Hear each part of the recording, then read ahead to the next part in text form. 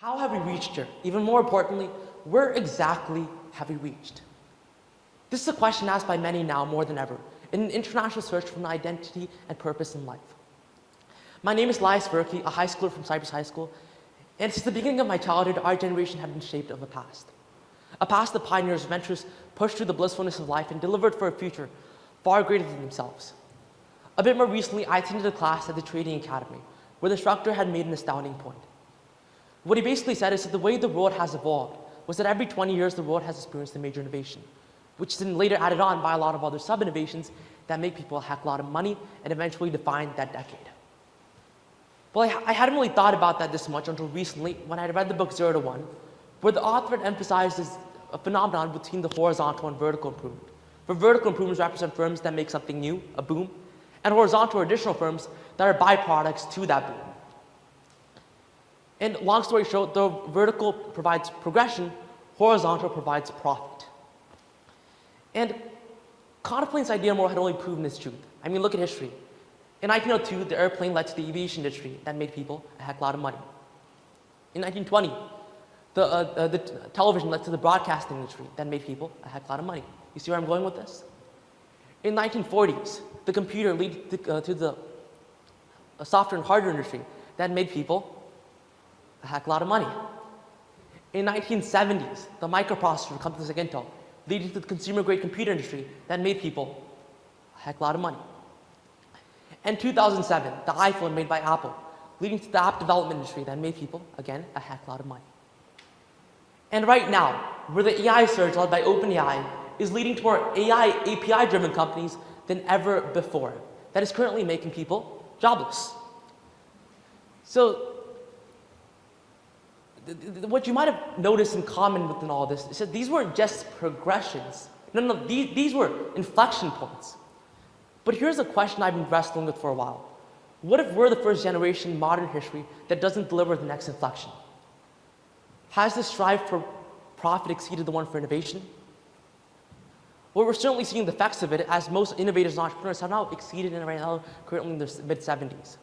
I mean, heck, look at what's around you. Other than a couple of improvements to your phone, most of the stuff we actually surround ourselves with are actually pretty old. These chairs, that desk, this entire building we're standing in, well, you might be asking, what exactly could you, let's say, fix with a desk? Well, I'm here to tell you that's exactly what those folks in the 1500s said, utilizing the convenience of the candle. Now, something that had been stated in that class I now subsequently think a lot more about after the fact is that the companies that create that major innovation nearly always get a major head start. Like Apple, like OpenAI, and like Intel. But if they don't continue innovating, normally they would be eventually overtaken. This is the case with Google and Yahoo, Netflix and Broadcast.com, and many upon many more. But why not Apple? Since last time I checked, adding an extra button to the side of a phone and calling it the innovation of the century, the action button, is really not that much of an innovation. You see, this is not only the case for Apple. Google, for example, other than adding different ad menus and upgrading its design, really hasn't made anything major over the last couple of years. So what is different right now? The companies don't need to innovate and can still be widely received. Some may say it's because of monopoly, others may say it's because of weak competition, but I think it's deeper, mainly since these same situations have happened before and have quickly been rectified. So what do I believe? I believe this is a product of legal and intellectual manipulation from these corporations. This sort of golden garden ecosystem by Apple, locking people's interests within them, deeply illegal and sued for many different times, but still practiced and carried out. This not only slows down innovation because it's less incentive and thus competition, it also makes it harder for people in our generation to get into the market and achieve that American dream. In a world where corporations like Apple have had so much capital that they're able to spend tens of billions of dollars a year, not on actually improving people's lives and making people's lives better, but instead on locking people's interest with them through intense marketing, it leaves the American dream left as almost a spectacle for us in our generation. Additionally, due to our undeniably low attention spans and effects of minor cell phone addiction, distancing ourselves from experiencing a true childhood and the gains from it, our chances of success are even far worse. You might have heard this before, but our generation is about to be the first generation in centuries to have it worse off than our parents. Now it's time to get into something that might make people a bit more uncomfortable. Competition drives innovation. It always has. The American system worked not because it was perfect, but because it rewarded risk and punished stagnation. But what happens when a handful of corporations controls data, platform, and distribution, you don't kill innovation outright. You suffocate it slowly. You get incremental tweaks marketed as grand revolutions. A new button, a slightly thinner device, a feature rebranded as some sort of disruption. This isn't innovation. True innovation expands human potential. A true 0 to 1. But here's what excites me. Confusion creates clarity. When expectations are low, boldness stands out. When distractions everywhere, focus becomes a superpower. When conformity is common, independent thinking becomes revolutionary. This is a now or never moment. Artificial intelligence is reshaping labor. Biotechnology is being reimagined. The geopolitical landscape is shifting. If innovation becomes centralized, owned, controlled, filtered, then we risk becoming a nation of implementers instead of a nation of creators. But if innovation becomes decentralized, driven by millions of ambitious minds, then the future remains open. We will either become a society of passive consumers in a system we don't control, or architects of systems we built ourselves. There is no usual path.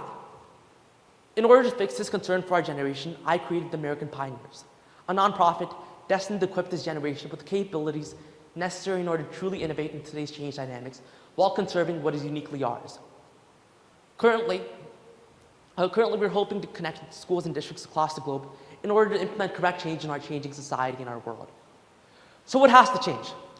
First, we need to understand there's actually a problem. First, we need to have intellectual courage.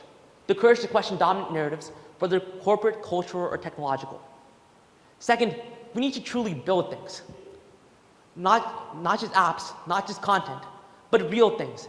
Energy breakthroughs, manufacturing advances, medical discoveries, educational reinventions. Third, we need to really raise the bar. Not everyone needs to be an entrepreneur, but everyone should be able to think like one. Take risks, pursue value creation, embrace society. These are values that everyone should be having within themselves. Fourth, we must redefine success. Not valuation, not viewership, but impact. This is what the American Pioneers is all about. Let me paint two futures for you.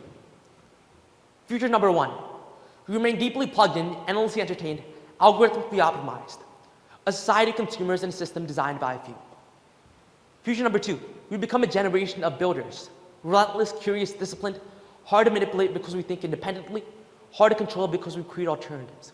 A fleet of researchers, entrepreneurs, developers, accountable not to a centralized authority, but towards the market of ideas and the demands of reality. This future does not require permission. It requires will. Innovation is not guaranteed. History does not promise that the next 20-year breakthrough would happen on schedule. It happens when a generation decides that mediocrity is unacceptable and it's time to make a change. History is almost like a holding pen, waiting for the next generation to make its timestamps in human progression. Join me in the American Pioneers as we aim not to optimize the past, but instead to build the future. The frontiers are open, and we have to go and claim it.